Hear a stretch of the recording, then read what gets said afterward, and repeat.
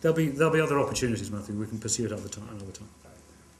ما عمر محمد هستم، خبرنگار رادیوی سلام وطن‌دار. آقای سدویل، شما دو سه روز پیش در گفتگو با یکی از رسانه‌های افغان گفتین که درست در گفتگوی با یکی از رسانه‌های افغان شما گفتین که برگزاری جرگه صلح بر تداوم جنگ در افغانستان تاثیر نخواهد داشت، یعنی که جنگ در افغانستان بعد از هم در مدت ادامه خواهد داشت. یک سوال بود که سخنگوی طالبان تمایل ملاقات با مبنی بر گفتگو با دولت افغانستان را رد کرده و گفته که موضوع ما موضوع جبهه موضوعگیری ما مسابقه است، همون گذشته است، همون خواهش شد که اخراج نیروهای خارجی و تصمیم خود دولت افغانستان و سرنوشت افغانستان است. به این مورد نظر کنم می‌خواستم.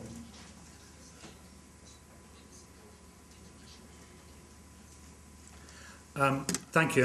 I'm really grateful to have the opportunity to correct the newspaper headline which suggested that I'd said the peace joker wouldn't work, wouldn't bring peace to Afghanistan. That wasn't actually what I said at all, in fact. I said very clearly that we supported the peace joker and we believe it is a process that should bring peace to Afghanistan. What I said was I didn't expect, just as I said earlier on in this press conference, that we would see on that day the peace process completed. It is the start of a process, not the end of the process. And there are two objectives for the peace joker. One is that there is support from across Afghanistan for the reconciliation process from every ethnic group and every community. And secondly, that it provides an opening for the insurgents to reconcile and to come back into the political and economic mainstream. As I said, that won't happen probably on the day itself, but it is the start of a process, and I'm grateful for the chance to clear up the confusion that comment made, because it came across as though I wasn't supporting the peace joker, and the peace joker has mine very strong support, and indeed much more important than mine, the strong support of the whole alliance and the international community. In terms of your second point about whether the insurgents will accept the offer that's there, that in the end is for them. You would expect their spokesman to say at this stage they won't accept anything. They want foreign forces to withdraw first. They want a whole load of other conditions. That's perfectly normal in a situation like this. I'd be surprised if they were to say anything else yet. But at some stage, probably privately to start with, they need to understand that they are not going to prevail. That with international support, the government of Afghanistan is going to take full responsibility and exercise full sovereignty across the territory and all the functions of government of this country, and that they cannot win. And therefore, their only prospect of a future that brings them home to Afghanistan and gives them a respectable and honourable route through the rest of their lives is to engage in the reconciliation process. Otherwise, they will stay outside. They'll stay excluded, and they will live all of their lives at the risk that we, the Afghan authorities, the Pakistani authorities, eventually track them down, arrest them and bring them to justice. So they do have an opportunity here for an honourable way back into the mainstream. President Karzai and his government have provided that opportunity. It's a generous offer, given everything they've been responsible for, and it's one I would urge them to take. I wouldn't expect them to say in public that they're going to do so, but in private, they need to be thinking about that very seriously, because that is the only option for them in the long term. They cannot prevail through violence, because we and the Afghan security forces are strong enough, gradually and steadily, step by step, to bring security to this country.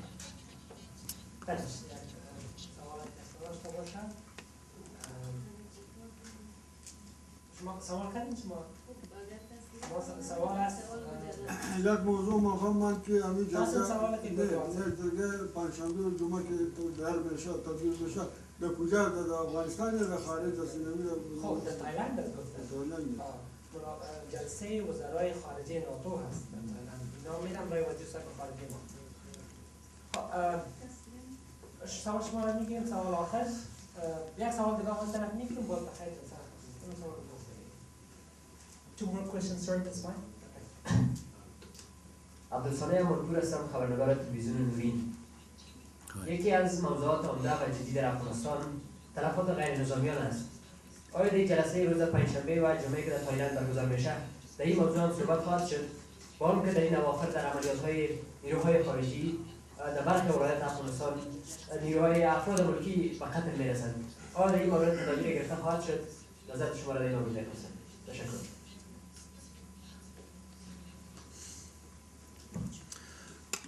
Thank you for asking. You touch on a very important point. We have a simple objective when it comes to civilian casualties, and that is that one civilian casualty is one too many. We make every effort possible to avoid them, and whenever international forces are responsible for civilian casualties, we investigate the incident to make sure that we didn't make any improper decisions or mistakes, and then of course we offer whatever support we can, including compensation to the families. And I want to express my full, heartfelt condolences to the families of all civilians either killed or injured in this conflict. As I say, we make every possible effort we can to avoid them, and for us, one is one too many. It's also just worth remembering that, of course, the insurgents deliberately cause civilian casualties. 80% or more of the civilian casualties are caused directly by them, and it's deliberate. There was a bomb just recently concealed around the body of a donkey that killed several people. That was just in the last day or so. That wasn't designed to kill foreign soldiers, that was designed to kill the citizens of Afghanistan. The mayor of Kandahar was assassinated just in the last 24 hours on his way to pray. He was killed deliberately by the insurgents, and that's a man who's trying to serve, the deputy mayor of Kandahar, that's a man who's trying to serve the people of Afghanistan, and he was killed deliberately by the insurgents in what is no less than a terrorist act. So whilst we will always do everything we possibly can to avoid any civilian casualties, and we will always take whatever action we can in those circumstances where regrettably we have caused them, we must remember that that is not the objective of the insurgents. They're trying to kill Afghan citizens, and we're trying to protect Afghan citizens. And of course we lose soldiers every day in trying to protect Afghan citizens, and it's important we remember the whole story. Thanks. Thanks. I will have the last question. I will have from Independent. It seems that a great part of the political plan to restore Kandahar's political fabric is based on strengthening government institutions, not just to sideline the power of individuals, but also to provide those Taliban who might be willing to reconcile the confidence and the transparency to know that they can come back into the fold and feel secure and safe and not threatened. But at the same time, the very people who are partnering, President Karzai, for example, and others in his administration, they've been deliberately undermining institutions of state for the past several years. And what argument are you using to persuade them they need to stop doing that so that these institutions can actually function properly? Well, I think everybody here has a responsibility to try and strengthen government institutions. They are, in many cases, immature. And I think the international community and all Afghans, from President Karzai right the way through his government, have a responsibility to try and build them and make use of them. It's not so much that the Taliban don't have confidence in them, it's that the people don't have confidence in them. And we heard that at the shuras that President Karzai held in Helmand and in Kandahar and indeed in Kunduz. And some of that is because they're still developing, and some of it is because they have been captured by malign power brokers, or elements of them have been captured by malign power brokers. And of course, it's critically important that people have confidence, particularly in the police and justice systems, but it's also important they have confidence in the rest of those institutions too.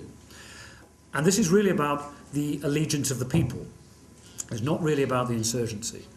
If the people have confidence in their government and will turn to their government for services, whether that's health or education, which they usually do, or security and justice, where they will sometimes turn to the Taliban to provide them, If they're to turn to the state institutions and thus reject the Taliban and exclude them, then those state institutions have to be strong enough to provide them with the services they want.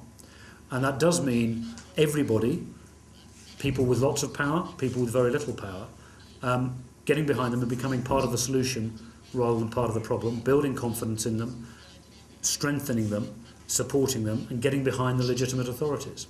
And so in Kandahar, we're working very closely with Governor Wisa. He's the person convening the shuras. He's the person who is going to be leading the effort to strengthen government institutions. We did the same in Helmand with Governor Mangal. And we're working with them as well to manage the political tensions that exist and to ensure that it is they who are really leading their province.